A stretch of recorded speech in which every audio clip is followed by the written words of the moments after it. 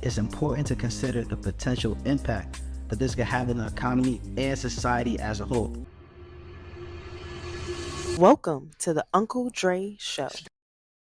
Hello and welcome to today's channel, today's talk. Today we're going to be discussing the digital dollar and the central banking digital currency, or the CBDC, and its impact on the economy and society as a whole. Firstly, let's discuss the Federal Reserve's work on the digital dollar. President Biden issued an executive order to explore the creation of a U.S. central bank digital currency, effectively converting the dollar into a centralized digital currency. You see, the Federal Reserve has been researching and exploring the possibility of creating a digital version of the US dollar. Now, this would allow for faster and more secure transactions, as well as greater financial inclusion for those who don't have access to traditional banking services. The Chinese last month unveiled the world's first digital currency from a major power. Currency that would not be printed, but would exist only in cyberspace on your phone, for example. Is the Fed working on a digital dollar? We are actually evaluating that. Most major countries are now looking at the possibility of having a digital currency and really asking the question. Now, one interesting aspect of the digital dollar is the possibility of money expiring. This means that the digital currency will have an expiration date, much like a gift card. This will definitely incentivize people to spend their money rather than hoarding, which could help stimulate the economy. China's already doing it with the yuan. Now, what exactly is the CBDC?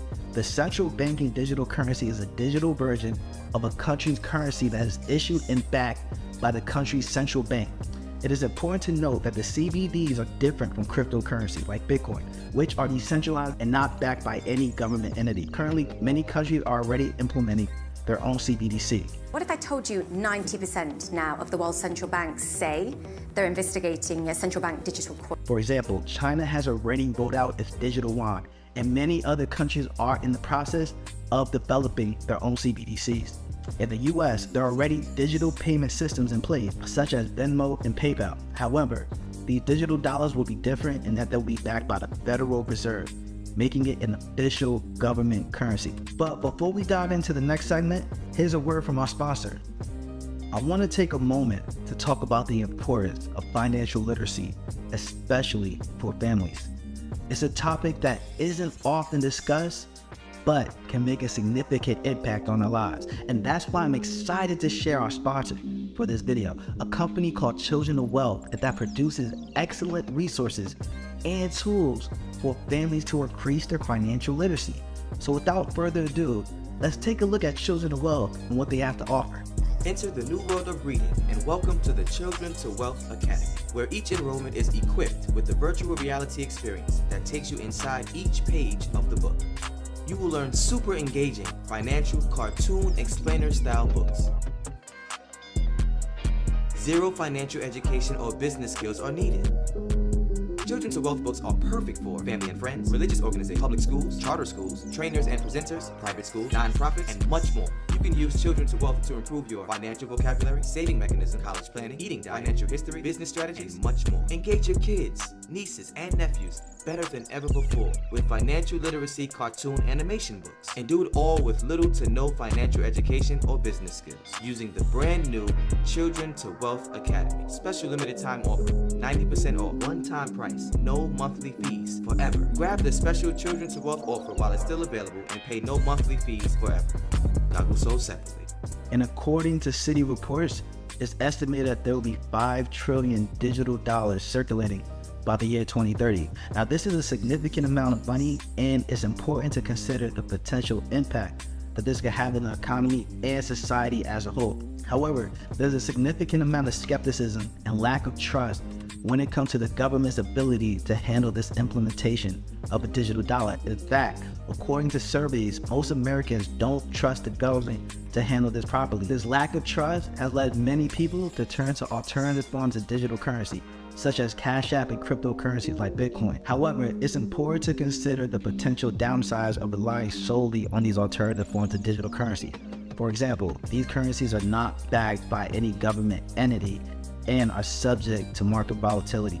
This means that the value of the currency can fluctuate rapidly, which can be problematic for both businesses and individuals. And it's important to note that the exploration of CBDCs is not limited to just a handful of countries. In fact, 114 countries representing 95% of global GDP are currently exploring the possibility of issuing a CBDC. This shows that the move towards digital currencies is a global trend that is not limited to just a few countries. Federal Reserve's focus on digitizing the dollar is not just about creating a digital version of the currency.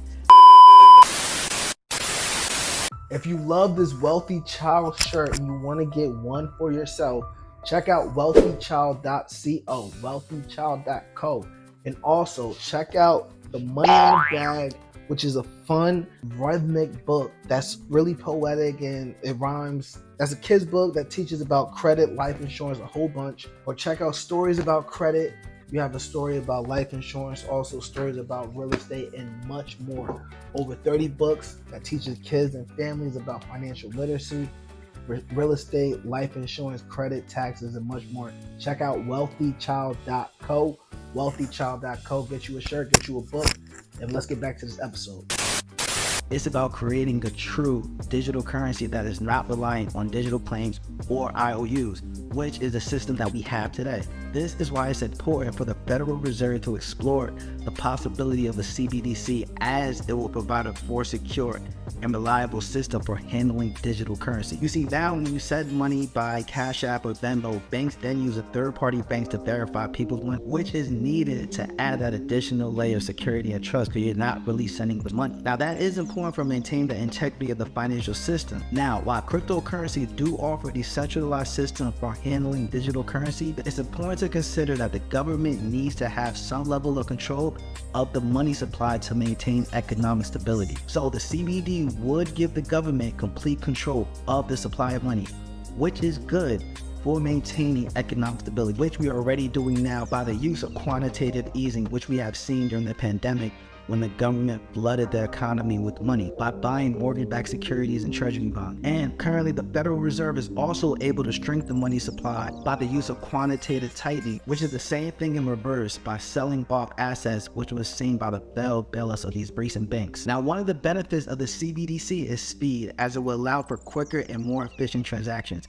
It could also potentially help with taxes, as the government could have direct view of people's income and make adjustments accordingly. However, there are also potential downsides, such as the possibility of increased surveillance. So what the central bank digital currency is all about is surveilling Americans and controlling behavior of Americans. And how do we know? Because we've seen this happen in other parts of the world.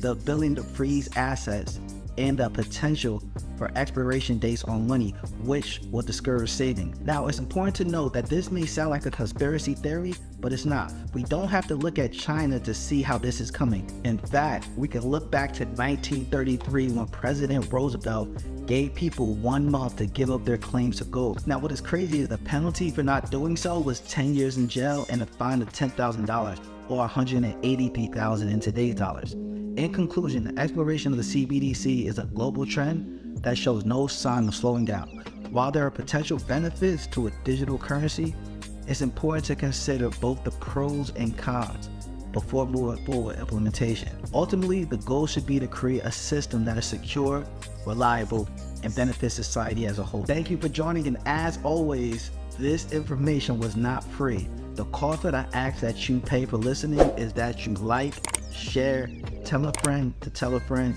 and subscribe. See you guys soon.